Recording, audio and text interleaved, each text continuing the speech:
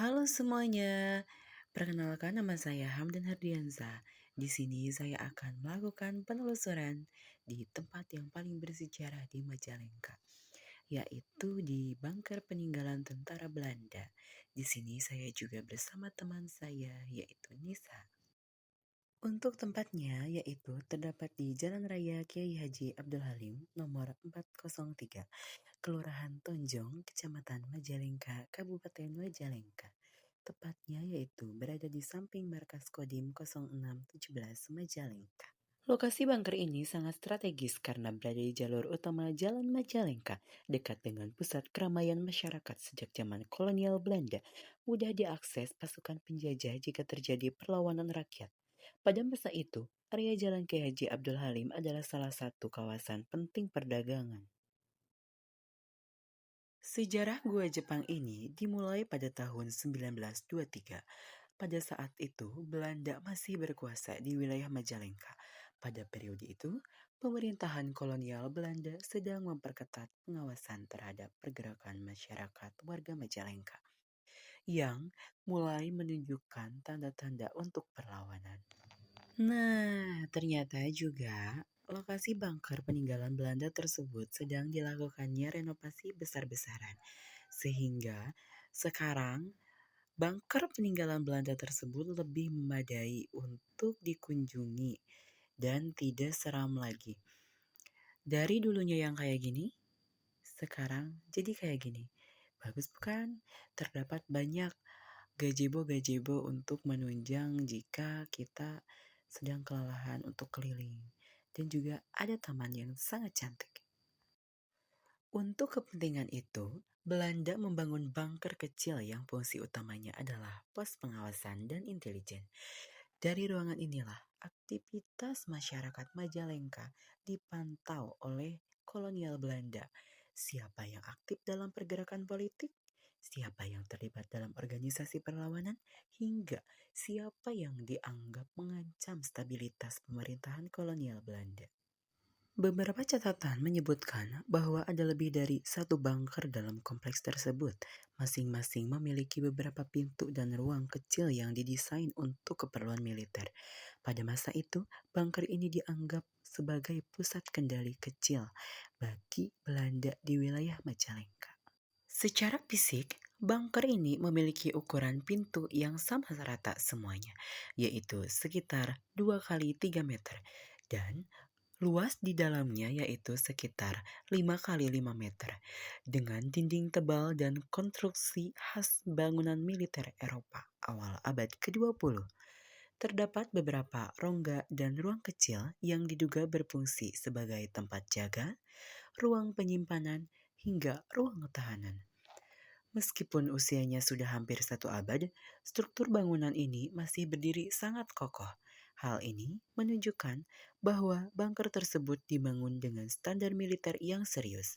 Namun, sayangnya, renovasi modern dan coretan vandalisme membuat bentuk aslinya sedikit berubah. Ketika Jepang datang pada tahun 1942 dan berhasil mengusir Belanda dari Indonesia, bunker ini pun langsung diambil alih oleh mereka. Jepang yang dulu terkenal dengan pembentukan sistem pertahanan yang cepat dan tegas, dan bunker ini pun menjadi bagian dari jaringan pos militer mereka. Jika pada masa Belanda bunker ini hanya difungsikan sebagai tempat memata-matai, maka pada masa Jepang fungsinya berkembang jauh lebih keras. Bunker ini digunakan oleh Jepang sebagai pos pemantauan militer, tempat penyimpan senjata dan perlengkapan, ruang penahanan, hingga menjadi tempat penginterogasian dan pengeksekusian terhadap warga masyarakat Majalengka yang menentang pemerintahannya pada masa itu. Cerita-cerita lisan masyarakat sekitar menyebutkan bahwasannya banyak sekali tahanan yang tidak pernah kembali setelah dibawa ke dalam bunker tersebut. Lorongnya yang sempit, gelap, dan lembab seolah masih menyimpan jejak suasana yang mencekam pada masa tersebut. Saat memasuki bunker tersebut, hampir setiap dinding dipenuhi coretan. Terdapat nama, simbol, tulisan acak, hingga cat semprot yang menutup tekstur asli bangunan tersebut. Coretan-coretan ini bukan hanya merusak tampilan, tetapi juga menghilangkan nilai historis yang seharusnya dijaga. Bahkan, beberapa bagian tembok yang tadinya masih menunjukkan struktur asli dari masa kolonial, kini tertutup lapisan cat baru, buatan pengunjung yang tidak bertanggung jawab. Fenomena vandalisme ini menunjukkan kurangnya kesadaran dan kurangnya rasa menghargai terhadap peninggalan sejarah yang seharusnya dijaga bersama. Dampak dari vandalisme tersebut yaitu sangat besar, dapat menghilangkan nilai autentik dari bangunan tersebut, merusak sejarah yang penting bagi penelitian, membuat situs terlihat kumuh dan tidak terawat, serta mengurangi minat wisatawan yang ingin melihat keaslian tempat tersebut.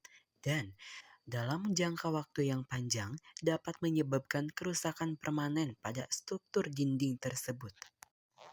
Kerusakan seperti ini tidak hanya merugikan pemerintah ataupun pengelolanya saja, tetapi juga merugikan generasi yang akan mendatang yang ingin belajar mengenai tentang sejarah Majalengka, tetapi sudah rusak oleh oknum-oknum yang tidak bertanggung jawab dengan melakukan vandalisme tersebut.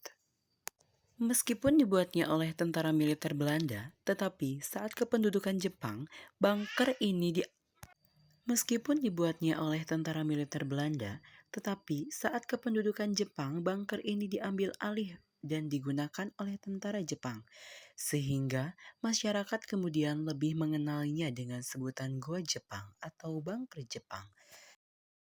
Karena pada masa kependudukan Jepanglah, bunker tersebut digunakan sebagai tempat penahanan dan pengeksekusian warga sehingga banyak warga yang mengenalnya dengan sebutan Goa Jepang atau bunker Jepang.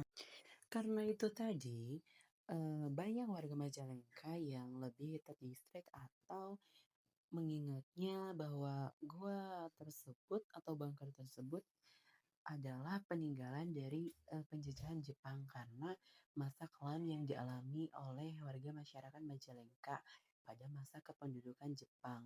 Banyaknya warga yang menentang dieksekusi hingga mati di bunker tersebut sehingga bunker tersebut lebih dikenalnya sebagai bunker atau goa Jepang. Goa ini mungkin tampak kecil dan sederhana dari luar, namun di balik temboknya yang tebal tersembunyi cerita panjang tentang pengawasan, perlawanan, kekuasaan, dan penderitaan rakyat pada masa penjajahan. Tempat ini mengingatkan kita bahwasannya sejarah tidak hanya tersimpan dalam buku, tetapi juga dalam bangunan tua yang masih berdiri di sekitar kita.